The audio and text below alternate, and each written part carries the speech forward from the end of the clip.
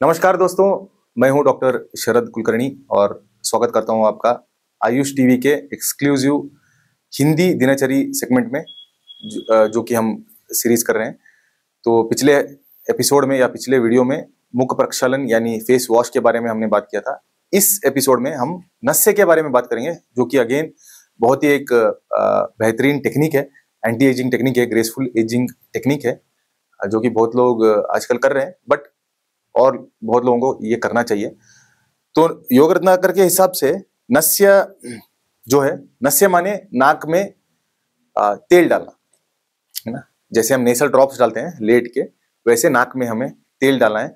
तो बहुत सारे लोग पूछते हैं कि कौन सा तेल हम यूज कर सकते हैं। तो सरसों का तेल हम यूज कर सकते हैं, नहीं तो तिल का जो तेल आएगा उसको हम यूज कर सकते हैं, नहीं तो रेडी तेल मिलेगा आपको मार्केट में अणु तेल के नाम से। आयुर्वेद के एनी शॉप में या एनी डॉक्टर के पास आपको मिल जाएगा, वैद्य के पास अणु तेल भी हम यूज कर सकते हैं।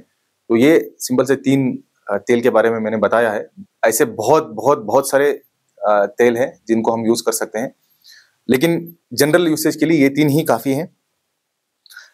इसको नित्य हमें अभ्यास करना चाहिए। और अगर कफ की अधिकता है, जो कि हमें एक आयुर्वेद वैद्य से ही पता चलेगा कि कफ की अधिकता है या पित्त की है या वात की है, लेकिन मैं आपको बता रहा हूं कि अगर कफ की अधिकता है तो प्रातः काल में हमें नस्य करना चाहिए, और अगर पित्त की अधिकता है तो हमें मध्याह्न काल में यानी आफ्टरनून में, दोपहर में हमें नस्य करना चाहिए। और अगर वात दोष की अधिकता है तो हमें सायंकाल में यानी इवनिंग, शाम में हमें नस्य करना चाहिए।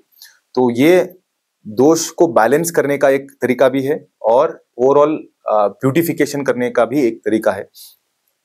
और अगर हम ऐसे नस्य करते हैं, जिन जिन तेलों से मैंने बोला था और जिन जिन कंडीशंस के बारे में बोल रहा था, और एक जनरल ये भी है कि अगर आप पता नहीं लगा पा रहे हैं कि किस दोष की एबनॉर्मलसी है, नहीं सर हमें हमारे नजदीक में कोई आयुर्वेद वैद्य नहीं है, हम बाद में जाएंगे, तब तक के लिए कैसे कर सकते हैं। तो आप इजीली या तो रात को सोने से पहले या सुबह में उठने के बाद या दोनों टाइम आप 2-2 बूंद एक नॉस्ट्रिल में, यहाँ पे 2 बूंद यहाँ पे 2 बूंद लेटे हुए आप लगा सकते हैं। उसके बाद में थोड़ा बहुत आपको बलगम जैसे लगेगा मुंह में, उसको आपको थूकना है 5 से 10-15 मिनट तक। थोड़ा इरिटेशन जैसा लगेगा, जो भी एक्यूमुलेशन से वो निकल के मुंह में आएंगे उसको आपको थूकना है। तो अगेन इससे भी शुद्धि ही होगी। अगर ऐसा हम नस्य करते हैं, नित्य नस्य ले रहे हैं, तो इससे पहला जो बेनिफिट बताया गया है वो है मुख का सुगंधित।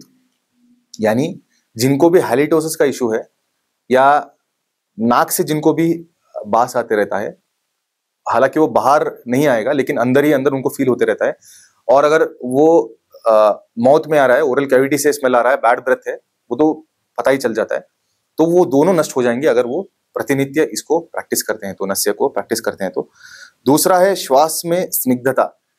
बहुत लोगों को लगता है आजकल, हम अगर जो कोई भी प्राणायाम नहीं कर रहे हैं, तो बहुत लोगों को लगता है कि उनका जो रेस्पिरेशन है ना, जो इंस्पिरेशन है और जो इनहेलेशन एक्सहेलेशन है, वो उनको लगता है कि सेटिस्फाइंग नहीं है ना, कहीं ना कहीं बहुत ड्राइनेस जैसा लग रहा है। तो वो इजीली सॉल्व हो जाएगा अगर हम ये 2 बूंद यहाँ पे और 2 बूंद इस नॉस्ट्रिल में नस्य करते हैं, तो जिसका नाम है प्रतिमर्श नस्य। इसको हमें डेली करना चाहिए।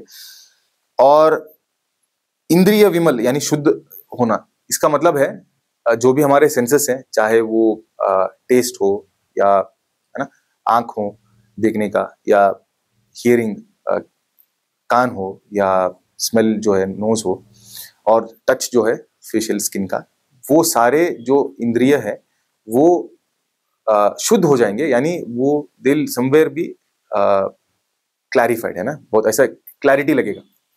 तो वो एक बेहतरीन फीलिंग है, जो कि प्रतिमर्श नस्य या जो भी हर रोज ये नस्य प्रैक्टिस करते रहते हैं उनके लिए वो एक अच्छा सा फीलिंग है।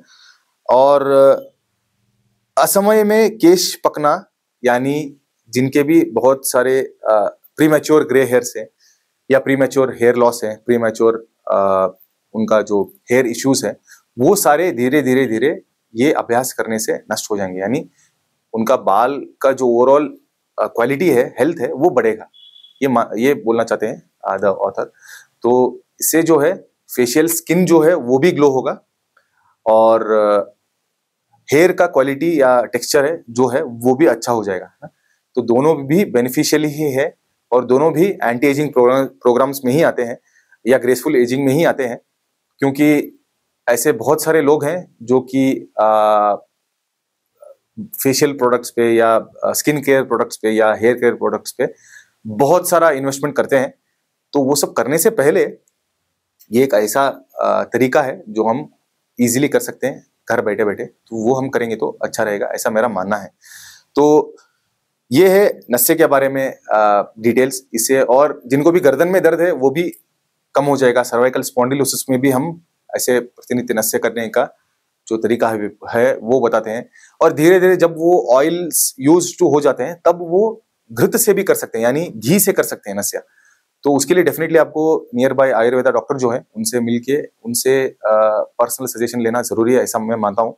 वरना ऑयल तक जो है वो आप खुद कर सकते हैं। बस वही कि दोष का जो स्टेट है वो पता लगाने के लिए डेफिनेटली आपको नियर बाय आयुर्वेदा डॉक्टर को मिलना जरूरी है। इसके बाद में एक दिनचर्या में कंसेप्ट आता है अंजन, यानी लेमन लैंग्वेज में आज हम उसको बता सकते हैं कि सुरमा लगाना।